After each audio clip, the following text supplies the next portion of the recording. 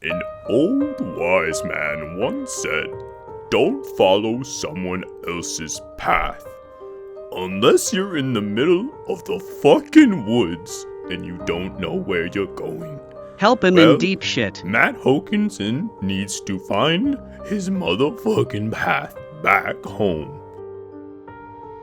Look at this cheetah print jacket, boys. You hear Sabalenka is my new girl?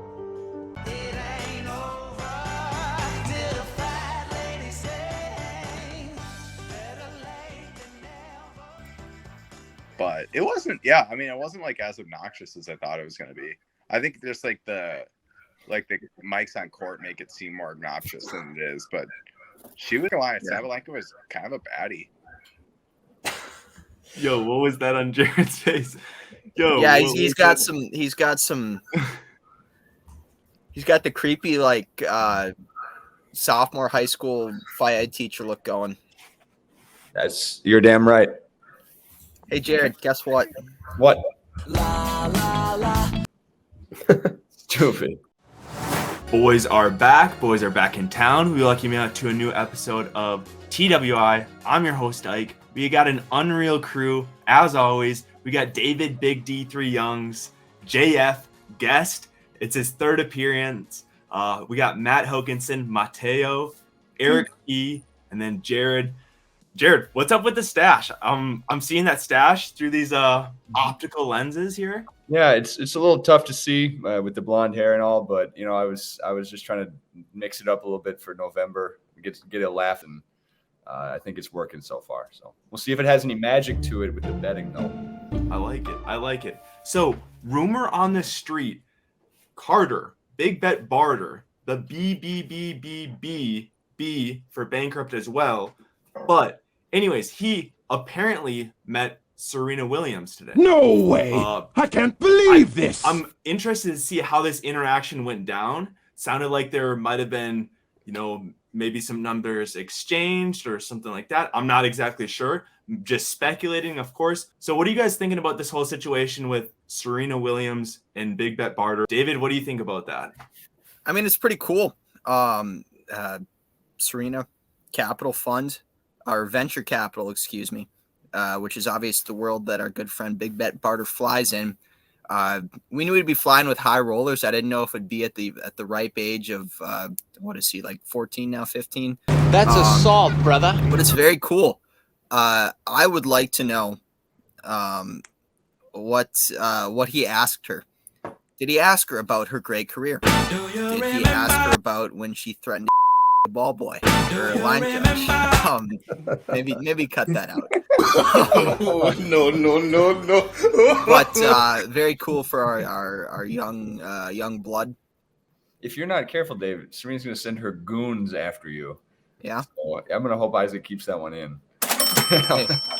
Here's what Carter asked Serena. Hey, can you help me get this weight off my chest because I can't get it up on my own? He was on the bench. And he was hitting those PRs. No, I mean that as a term, as a way. It's respectful. I'm saying it respectfully because I know Carter's been in the gym. He's been lifting. He's hitting new PRs every day. He was just telling us about it. So he was just pushing for 225. Said, "Hey, I can't get this up." Looks to his left, looks to his right. Serena Williams, and she grabs it. She curls it 3 times, and then puts it back on the rack. So that's how I heard it went down. Are you saying, Jared, that Serena Williams eats pieces of shit like Carter for breakfast? Correct. That is offensive. Next question. Correct. JF, what do you think about this whole situation? Big Bet Barter and Serena Williams, that's a unique confrontation there. Life in the big city. But, I mean, have we seen the photographic evidence? Nope. Ooh. Is there any? That's what I was going Did to. it actually happen? Nope. Or is this one of the greatest stories that's ever told? Ooh. And you just bought it. It's a meeting of number ones. Numero uno. Former. So it's only fitting.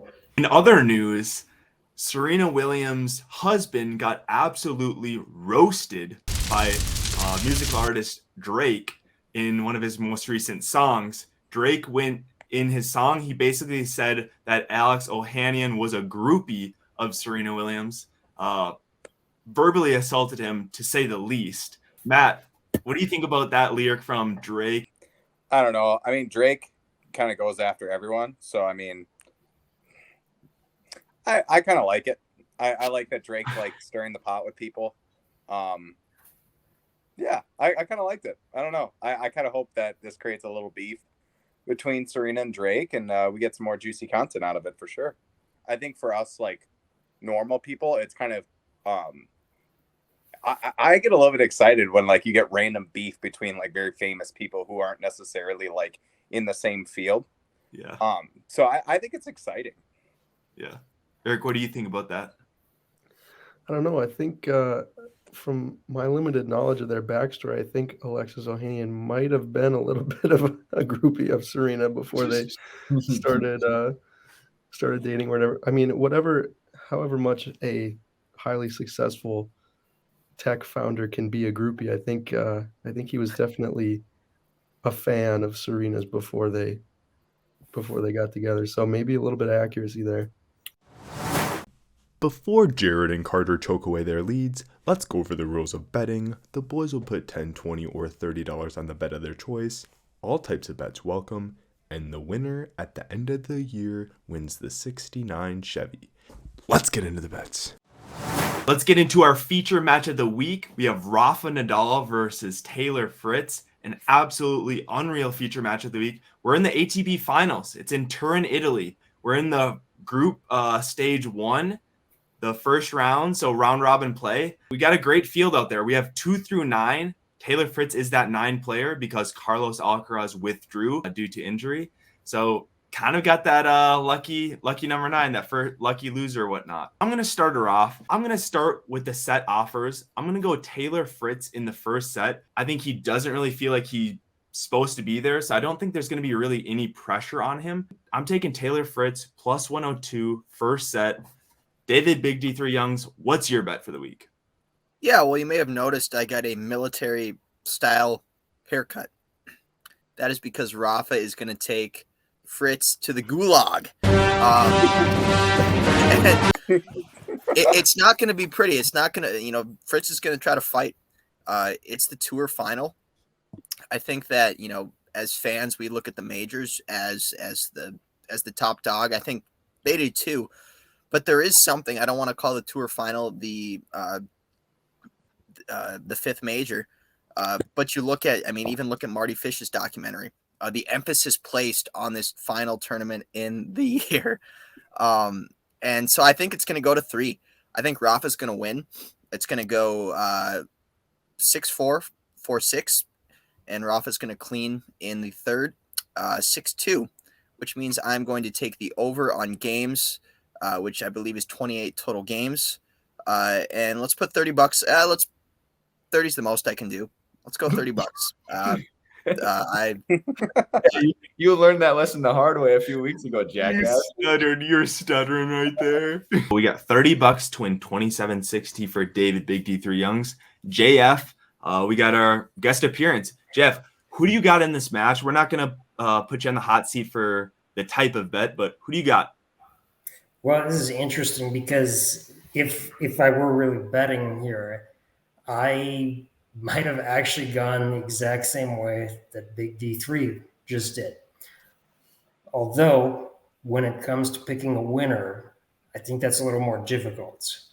I think, obviously, we know that Nadal is obviously one of the greatest, perhaps the greatest player of all time, depending on who you ask. But this is, I guess you would say, a missing feather in the cap, the tour finals. And there is a lot at stake here.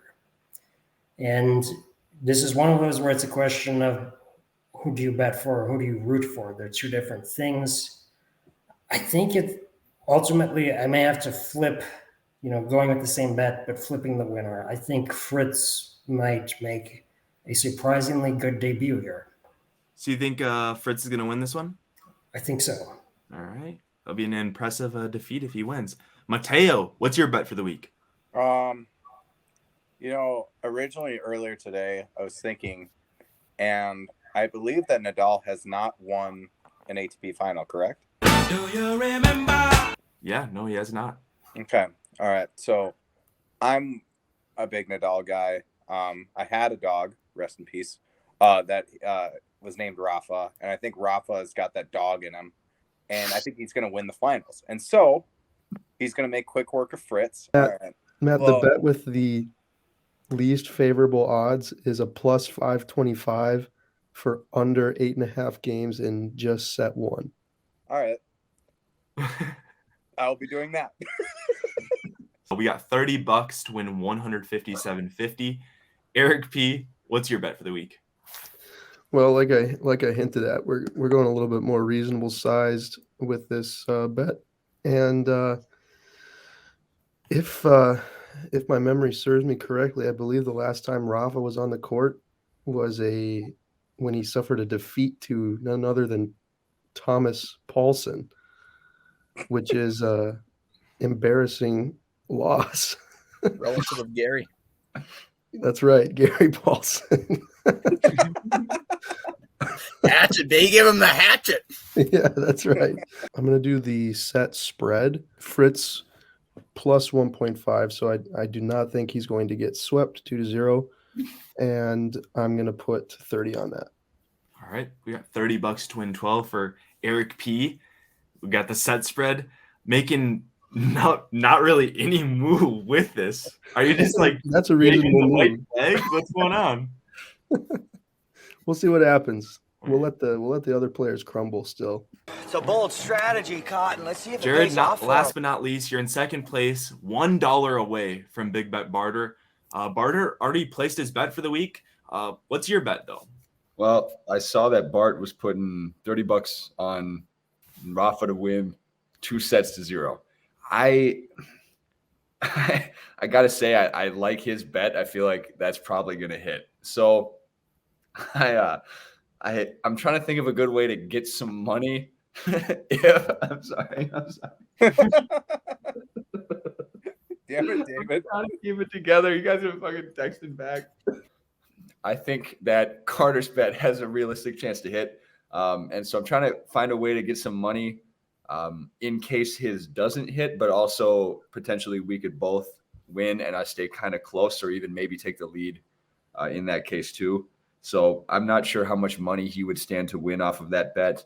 But what I'm looking at is I'm going to go to the game spread. I'm going to take Rafa minus 1.5 games. So I think he wins by a narrow margin. I think if Fritz wins a set, he's going to win a close set. I think if Rafa wins, he's going to win more handily in a set. So I'm going to take minus 1.5 for Rafa at minus 104 odds. And I'm going to put $30 on that. All right. We got $30 to win $29.10. Is that what you see there? Yes. Looks right to me. All right. Good deal. We did receive a DM from Sebo, D1 athlete, asking for the ban, asking for the expulsion, a fine, or a literal slap on the wrist. Wants something done with Mateo for being an absolute disgrace to the league. Negative $320. Well, what's your response to Sebo sliding in and asking for your dismissal, Matt? First of all, a little bit of Latino on Latino violence here that I don't appreciate. Me and the dog were just speaking Spanish this summer, and then he's got to come at me like that. So little saddened by that, but got to give the dog some credit. He did do really well at the Big Ten indoor, so shout out Sebo for that. But not shout out for Sebo for coming at me like that. That was weak. He's not wrong. Here's the thing, like he's not wrong. I'm thinking that some form of punishment for taking last in the league is definitely warranted. I wouldn't be against that.